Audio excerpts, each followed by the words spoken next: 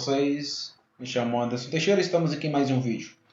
Bom, dando continuidade à nossa última exposição, trouxe ali algumas considerações sobre a modernidade e como devemos tratar a modernidade, pelo menos a partir de uma perspectiva ali cristã, reformacional, a qual eu faço parte, e entendendo ali o princípio bíblico da graça comum, temos que sim dialogar com os modernos, não devemos demonizá-los, negligenciá-los, porque existe ali pontos positivos nos vários filósofos de várias tradições que compõem aquilo que a filosofia, a história da filosofia vai chamar aí de filosofia moderna / contemporânea. Dito isso, o filosofar como reação é justamente uma ênfase na autonomia do indivíduo. É um princípio socrático do autoconhecimento.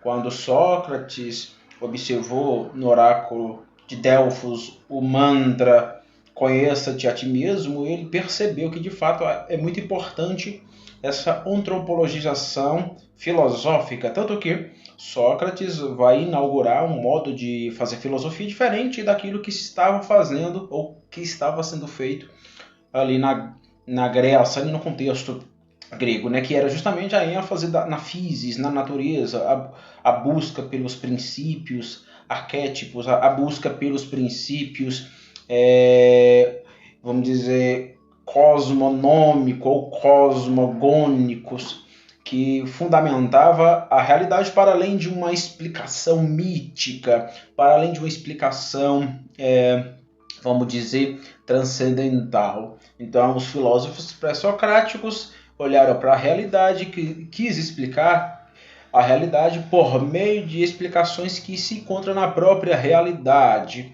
Então, eles viam, por exemplo, um raio caindo, via uma árvore, via o fenômeno do fogo, o fenômeno do mar, vários fenômenos naturais, e queria fugir das explicações que haviam ali nas religiões pré-homéricas e na religião cultural, que é a religião que nós conhecemos hoje, ali os panteões grego da religião cultural, que, vamos dizer, enfatizava a forma. Bom, quando a gente observa o pensamento moderno, a gente vai entender isso, que o pensamento moderno enfatiza aquilo que Sócrates estava enfatizando. A antropologia, colocar o sujeito na jogada, colocar o eu na jogada. O problema é que a modernidade, como matou Deus, como matou o lado transcendental, cultua o cientificismo. Se no período medieval, vamos dizer, o que dava voz era os padres, no período moderno, que dá voz ao cientista, ao especialista. Observe que quando você vai observar um programa de TV, vai falar sobre algum assunto, sempre chama o especialista, ou seja, é a voz de autoridade. Então, a modernidade matou Deus e colocou a razão, colocou o eu antropológico na jogada. Isso é de todo errado? Não, só a gente vai voltar para Sócrates. Existe um filosofar que deve perceber o próprio eu, a própria voz, a própria autonomia. O problema é a absolutização, o problema é transformar isso em primeiro princípio. Por quê? Porque o princípio da autonomia é relativo. Dito isso, eu quero fazer um diálogo aqui, pelo menos no início desses meus vídeos, sobre essa série Filosofar é Reação, percebendo onde nasceu ali o princípio da autonomia do indivíduo, sem o reducionismo quedal, sem o reducionismo do sussurrar diabólico do coma do fruto proibido, que você vai ser como Deus. Esse sussurrar diabólico impera sobre a modernidade. Mas a gente não pode negligenciar, demonizar a modernidade, que enfatiza o princípio da autonomia. Então, a autonomia é muito importante, e nós de tradição cristã, por exemplo, eu de tradição cristã protestante, a gente deve enfatizar isso e não deve demonizar, por exemplo, o Immanuel Kant. Kant tem problemas quando ele olha para a realidade? Tem. Hegel tem problemas quando olha para a realidade? Tem, mas a gente não pode cair no erro de demonizações. Existem verdades filosóficas muito importantes, e uma das verdades é justamente esse diálogo com o princípio da autonomia, esse eu libertacional. Bom, esse lema, filosofar é reação, se inicia lá no Sapiens Sapiens, ou seja, o Homo Sapiens Sapiens, que é o homem que sabe que sabe. Então, o homem que sabe é o homem que tem a sua autonomia autoevidente, a sua autonomia dada, ele conhece a si mesmo, ou seja, é o oráculo de Delfos, conheça-te a ti mesmo, se autoconheça, perceba quem você é na sua própria, aquilo que São Tomás de Aquino, ou melhor, Agostinho, né, chama, São Tomás de Aquino também vai pensar essa questão, mas o primeiro a pensar isso de modo mais, vamos dizer, mais moderno, vamos dizer assim, é o Agostinho. O Agostinho vai dizer que existe uma interioridade, aquilo que muitos aí na contemporaneidade vão enfatizar, que é a sua. E essa autonomia, ela começa no Homo sapiens. Então a gente vai fazer um diálogo aí com a historiografia e com a biologia no campo do darwinismo. Vamos fazer um diálogo aí bem interessante. Existem alguns autores, por exemplo, no campo reformacional, que faz esse diálogo bem interessante para além do naturalismo, que é uma espécie de reducionismo cosmovisionário que a gente encontra aí entre muitos cientistas que propaga o ateísmo, né, como uma cosmovisão. Então, para além disso, a gente deve dialogar com esta tradição. Bom, porém, para a gente poder fazer um diálogo com a historiografia e a biologia, temos que fazer algumas considerações metafísicas. E aqui vai um diálogo muito importante com um dos maiores, se não o maior filósofo que o Brasil já produziu, que é o Mário Ferreira dos Santos. Esse canal, além de ser um canal doiverdiano, é um canal também, vamos dizer, Mário Ferreiriano. São as minhas influências. Anderson, quais são as suas influências? Mário Ferreira dos Santos, Hermann Doiver, o filósofo católico neotomista Regis Jolivet, o Abraham Kuyper, o Russell, o próprio Bauman, o Aristóteles, João Calvino. Então, tem também o Karl Barth, o Leonardo Ravenhill, o Agostinho de Hipona. Então, esses são os autores aí que me influenciam de modo muito intenso. Muito intenso. Muita coisa que eu digo, eu devo a esses caras. A mente desses caras está por trás de muita coisa que eu estou produzindo e dizendo aqui no meu canal. Dito isso, vamos para algumas considerações metafísicas que a gente conta, por exemplo, no filósofo Mário Ferreira dos Santos. Pronto. Lidar com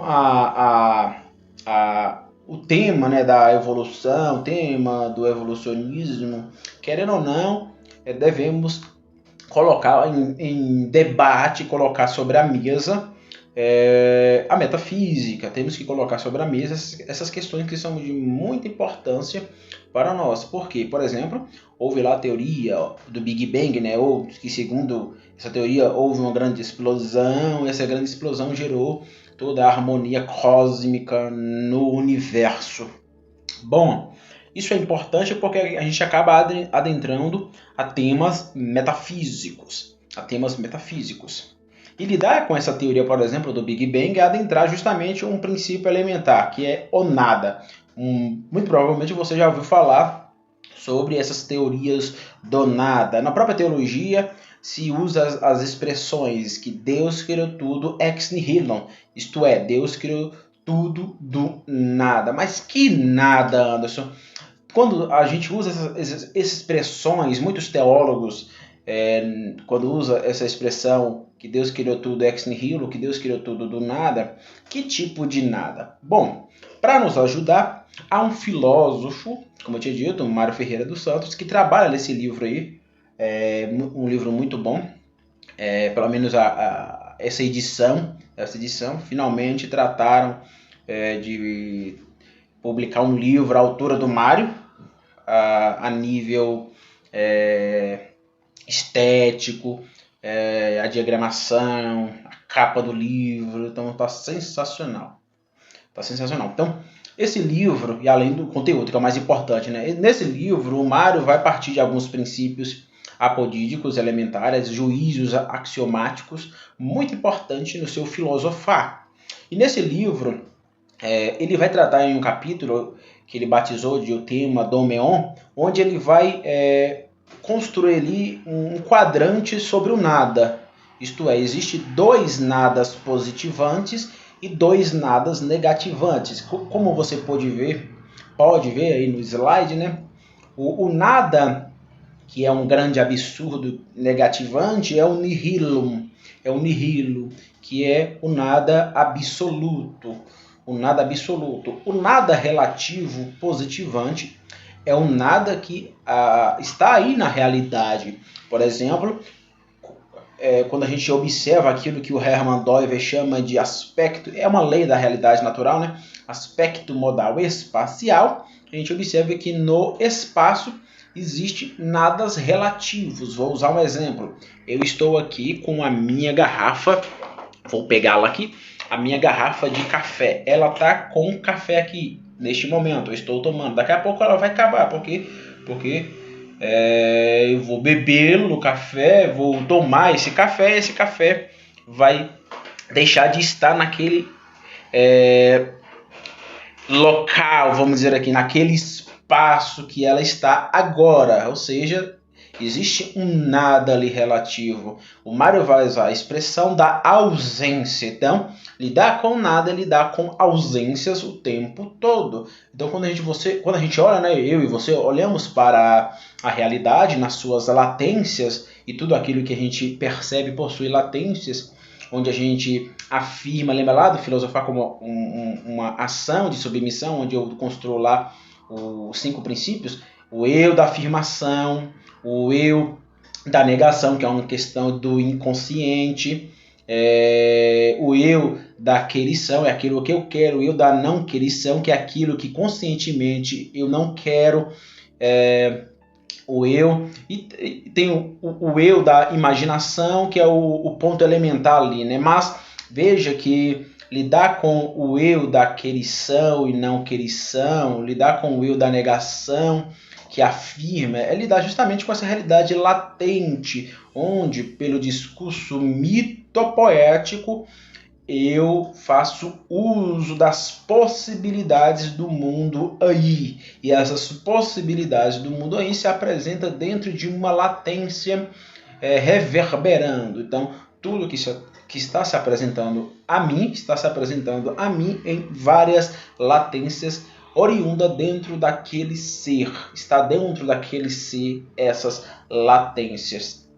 E o nada relativo positivante está dentro destas latências. Então a gente pode observar ausências nessas coisas. Por exemplo, eu estava agora assistindo o jogo do Brasil e estava na televisão o jogo do Brasil passando. Acabou o jogo do Brasil, deixou de ter a imagem ali.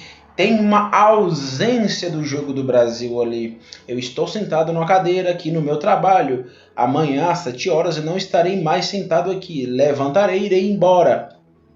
E ao ir embora, deixarei de estar aqui. Então, existe uma ausência. Então, veja que o tempo todo existe aí, dentro da dimensão espacial, que nos cerca de modo cercacional, né, o entorno, existe sempre esse princípio de ausência. Essa é uma questão ontológica. Então, aquilo que o Mário Ferreira dos Santos vai chamar no seu livro Filosofia Concreta de nada relativo, que é um princípio positivante, Mário Ferreira não vê problemático esse nada relativo, né? Ou esse nada em ausência, é muito parecido com o que o Doiver vai batizar no seu filosofar ontológico de aspecto modal espacial. Então, é só você lembrar do Doiver e do aspecto modal espacial. Aí você entenderá o que o Mário quer dizer com nada relativo. Outro nada é o nada tokenon. Que é negativante. Aqui ele vai puxar para o debate o Demócrito. Demócrito foi um filósofo pré-socrático que construiu um sistema de filosofia, né, onde ele problematizava a questão dos átomos. Os átomos que compõe, vamos dizer aí, as matérias, compõe a dimensão ôntica na primeira e na realidade, é um ponto elementar no filosofar pré-socrático do Demócrito e do Leucipo também, né? Mas o Demócrito que vai lidar com esse tokenon. O que é o tokenon? Tokenon é justamente o vazio, e este vazio é vazio dentro de uma perspectiva espacial cercacional, ou seja, são vazios cercando, segundo Mário Ferreira dos Santos, são vazios cercando o ser. Vazios, tokenons, né? Cercando o ser. Há um problema aqui, por quê? Porque a partir também de um linguajar doiverdiano, o Demócrito está absolutizando uma dimensão que é relativa da realidade, que é a dimensão espacial. Então, ele absolutiza o aspecto modal espacial em detrimento dos outros aspectos, em especial do aspecto físico, porque ele dá com os átomos, ele dá com a dimensão física e também biótica, né? Só aí você lembrar da distinção que eu fiz entre ser ente e ser serente fisicalista e serente biologista, se existe os artefatos, né? Então só é você lembrar da distinção entre o serente fisicalista e serente biologista.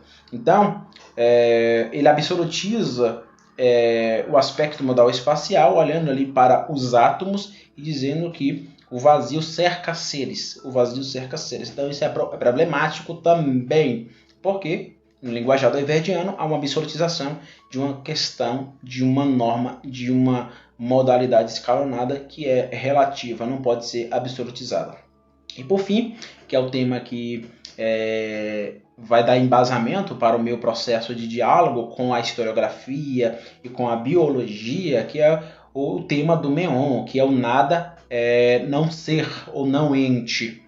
O meon é sempre positivante. Então veja, nihilo é negativante porque é o nada absoluto, e o nada absoluto é um grande absurdo. A ausência, o nada em ausência é positivante, porque a gente encontra o tempo todo aí nas latências do mundo que está ao nosso redor, a gente vê a ausência o tempo todo. Tokenon é uma absolutização do aspecto modal espacial, ou seja, o vazio cercando os seres, isso é problemático, porque é também um absurdo, assim como o nihilo. E o meon é positivante, por quê? Porque ele dá com meon, ele dá com não ser. Então, aqui a gente tem que retornar ao linguajar aristotélico / doiverdiano de ato e potência. Potência é sempre o vir a ser. E o vir a ser ele não é somente para o futuro, para frente. Existe uma retrocipação no ato. E essa retrocipação no ato é muito importante. Eu vou explicar melhor isso nos próximos vídeos, mas isso aqui é bem importante. O meon é um ponto elementar para mim construir aí as considerações metafísicas. Então aqui eu fiz um resumo desse quadrante dos nadas aí que o Mário Ferreira dos Santos trabalha. Aí nos próximos vídeos eu vou aí aprofundar sobre essa questão, citando o próprio Mário Ferreira dos Santos. Mas é isso, nada relativo é um nada positivante, o nada nihilo, que é um nada absoluto, é negativante, não tem como. Por exemplo, tente pensar um nada absoluto, é impossível. Tirar tudo, tire tudo, é impossível. Ah, se eu tirei tudo, restou apenas uma grande escuridão. Alguém já me falou isso uma vez. Existe sim um nada absoluto, é quando todos os entes são tirados, todas as dimensões ônticas são tiradas e só tem uma grande escuridão. Mas ainda há alguma coisa, que é a escuridão. Então é impossível pensar um nada, é simplesmente impossível. Tente pensar um nada aí. Tente esvaziar tudo. Não tem como. Você vai ter que colocar alguma coisa. Por quê? Porque alguma coisa há e o nada absoluto não há. O nada absoluto, por ser um grande absurdo, não tem potência. Nada pode, não tem poder no nada nihilum, no nada absoluto. Já o nada relativo possui positividade na própria realidade que nos cerca. A gente pode, na sua própria experiência, e agora você pode perceber o nada relativo. Lembra de aspecto modal espacial e aquilo que estava e não está mais, ausência. O tokenon é também uma absolutização, assim como o nihilo, né, do aspecto modal espacial, em detrimento da dimensão ôntica, né? E o meon possui um princípio retrocipatório na própria substância. Então, o que se retrocipa, o que anda para trás na substância? O que anda para trás na substância é justamente o tema do meon. Então, existe uma retrocipação na substância? Existe, que é o não ser. O não ser é o não ente. E aqui não ente no princípio de potência. Isto é, usando aí o Plontino, Deus é uno trino, porque eu sou trinitariano, né? Deus é uno trino. Esse uno trino possui um nous, isto é, uma inteligência, e opera diante o mundo, alma. A distinção aí tridimensional do Plontino, né? O uno, nous, alma.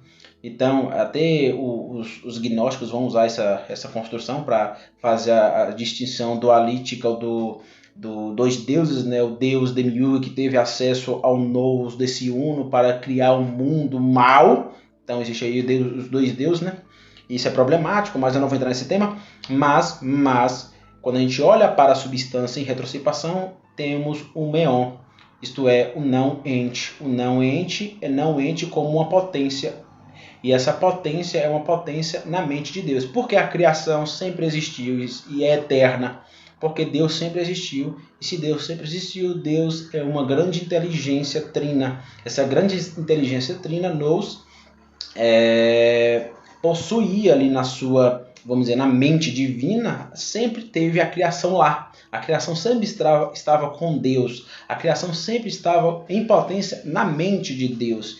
Então a criação sempre foi eterna. Então a criação é eterna. A criação é eterna, porém eterna em potência. Porque se a gente dizer que a criação é eterna em ato, a gente vai estar deificando a criação e vai estar quebrando com a dualidade que a gente sabe que existe entre criatura e criador. Então, como ato, a criação não é eterna, mas com uma potência retrocipatória na substância, sim, ela é uma potência no nous, isto é, na inteligência do uno. Uno, trino, trino, uno. Então, a operação alma, né? Operação, operandis mundi, essa operação cosmogônica do mundo se deu por esse uno que tem essa inteligência.